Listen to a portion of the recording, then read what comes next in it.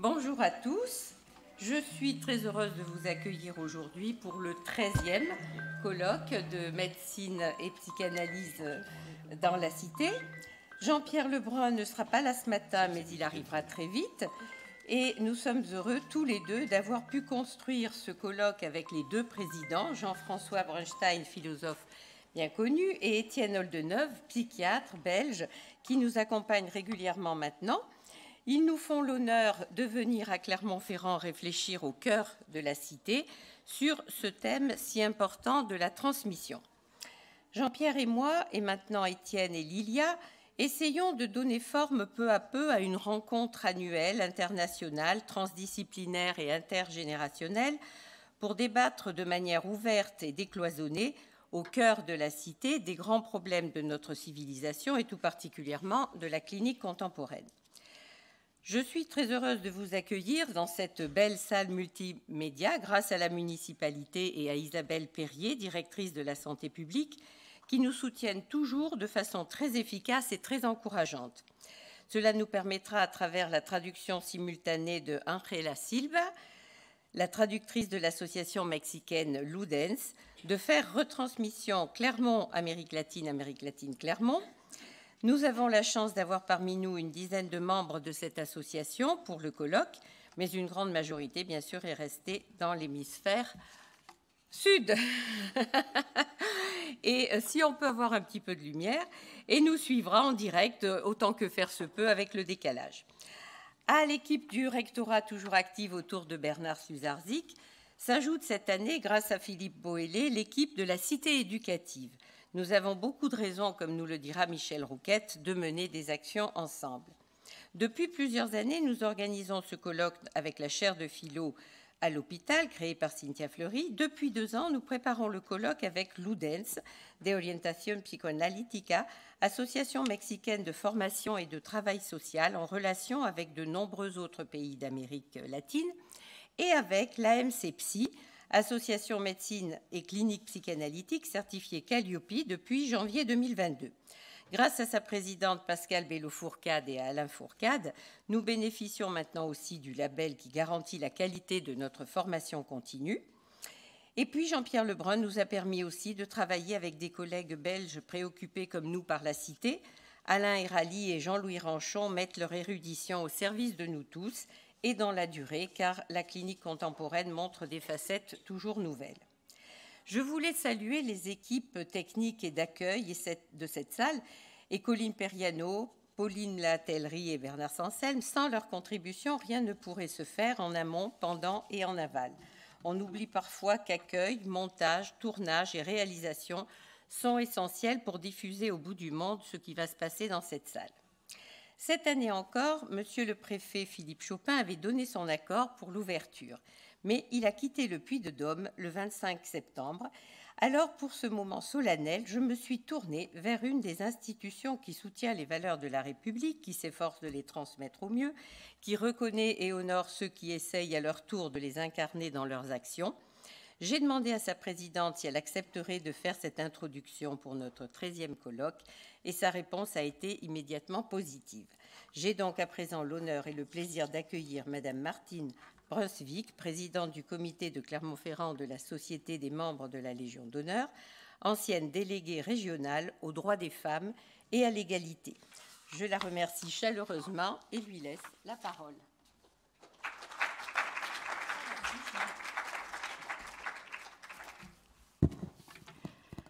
Chère Marie-Élisabeth Sanselme Cardenas, je vous remercie beaucoup de me laisser quelques minutes la parole. Je serai brève. Je voulais saluer Nathalie Bégon, vice-présidente, Monsieur Étienne Oldeneuve, qui est ici présent, psychiatre et psychanalyste, Monsieur Rouquette du rectorat.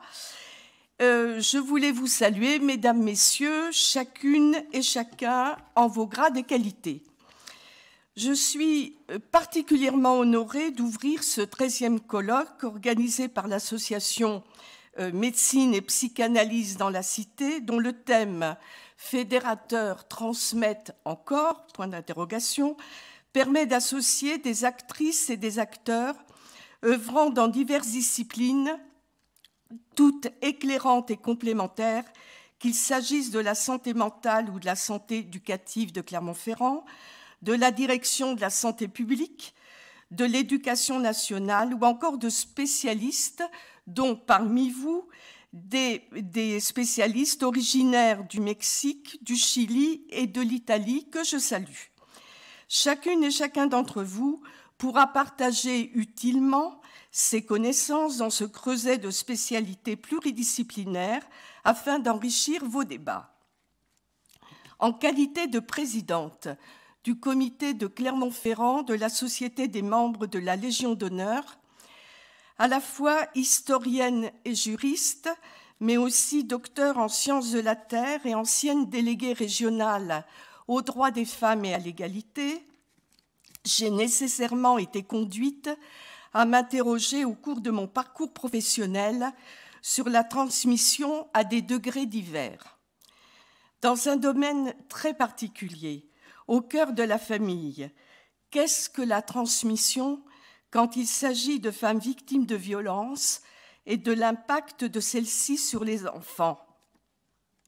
Pour les femmes, s'il existe des accompagnements pour engager des procédures diverses, depuis les démarches juridiques jusqu'à la recherche d'un hébergement, par exemple, on pourrait néanmoins s'interroger sur ce qu'il en est aujourd'hui au regard d'une prise en charge individuelle systématique par un psychologue ou un psychiatre, non seulement pour les aider à se reconstruire, mais surtout pour leur éviter de retomber dans les mêmes scénarios qui les conduisent à l'anéantissement.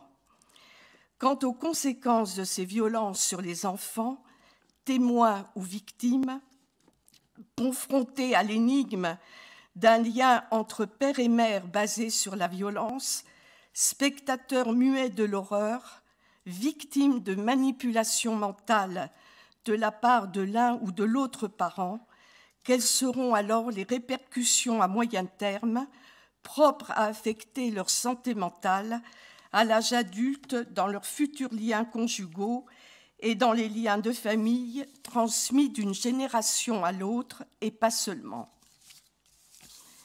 Excusez-moi ma voix, mais je suis revenue d'avion il n'y a pas longtemps et j'ai non seulement les oreilles bouchées, mais la gorge un peu altérée. Voilà, j'explique les petits travers de l'exposé. J'aurais de même pu évoquer les victimes de l'inceste. Le sujet de ce colloque est vaste.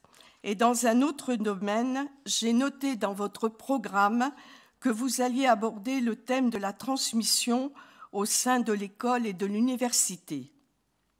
Or, dans le cas de la cité éducative, avec le lycée Brugière à Clermont-Ferrand, la Société des membres de la Légion d'honneur a soutenu une action sur la transmission pour favoriser la tolérance et le vivre ensemble. Entre le 30 mai et le 3 juin 2022, 14 lycéens du parcours cinéma et 2 accompagnateurs se sont déplacés du mémorial de la Shoah à Paris au musée juif de Berlin jusqu'au camp de concentration de Sachsenhausen pour appréhender la genèse du génocide. Ils ont réalisé un court-métrage intitulé « Mémoire » qui doit servir de support à des rencontres dans d'autres établissements comme le Collège Camus avec un élève réalisateur. Simone Veil disait « Je n'aime pas l'expression devoir de mémoire, le seul devoir, c'est d'enseigner et de transmettre. » Cette transmission est parfois difficile pour oser mettre des mots sur les souffrances vécues. Je pense encore à ces Juifs, victimes d'une rafle en 1943 à Clermont-Ferrand, comme Sam Braun, déporté avec toute sa famille à Auschwitz. Ils seront tous exterminés sauf lui, et il subira la terrible marche de la mort jusqu'en janvier 1945, jusqu'en Tchécoslovaquie, où il sera sauvé par des résistants. Revenu en France, devenu médecin, il fonde alors une famille, et ce n'est que 50 ans plus tard, après avoir gardé le silence sur sa déportation, qu'il va témoigner près des jeunes dans les écoles et qu'il rédige un ouvrage sur son travail de témoin et sur les principes humanistes qui ont guidé sa vie. La transmission, je la trouve encore dans les propos de Françoise Seligman, juriste, résistante, femme politique, qui écrivait dans son ouvrage « Liberté quand tu nous tiens », « Je ne fais pas de passéisme, je soutiens que pour construire l'histoire de demain, il ne faut pas oublier celle d'hier. » Cette transmission faite par l'école instruit et éclaire, apprend à penser et à raisonner en intégrant le savoir et l'esprit critique.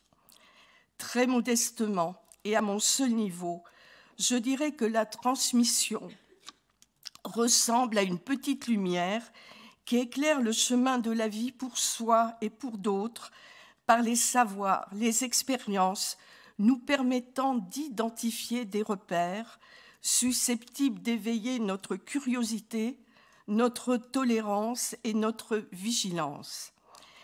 Il me reste maintenant à vous souhaiter des échanges fructueux et la pleine réussite dans vos travaux et à vous féliciter en tout cas, Madame la Présidente et les membres de votre association, pour cette initiative. Alors, j'ai presque tout dit, sauf que je vais vous offrir un ouvrage qui a été réalisé par les membres de la Légion d'honneur, qui se posait la question « Pourquoi la Légion d'honneur ? Qui sont ces gens ?» C'était encore une fois une recherche sur le passé pour transmettre aujourd'hui, non seulement à nous, mais aux autres, que ce Puy-de-Dôme a été créé et réalisé dans ces édifices en particulier, et pas seulement, puisqu'il y a eu, on sait, en 1939, l'Université de Strasbourg qui est venue et qui a, je dirais, beaucoup affecté les personnes qui vivaient ici, les enseignants et des étudiants. Et c'était pour nous une façon de transmettre l'histoire, de se l'approprier, de trouver des repères. Et c'est comme ça qu'on se situe sans doute plus sereinement dans la société pour continuer notre chemin et poursuivre à notre niveau encore et encore la transmission. Je vous remercie.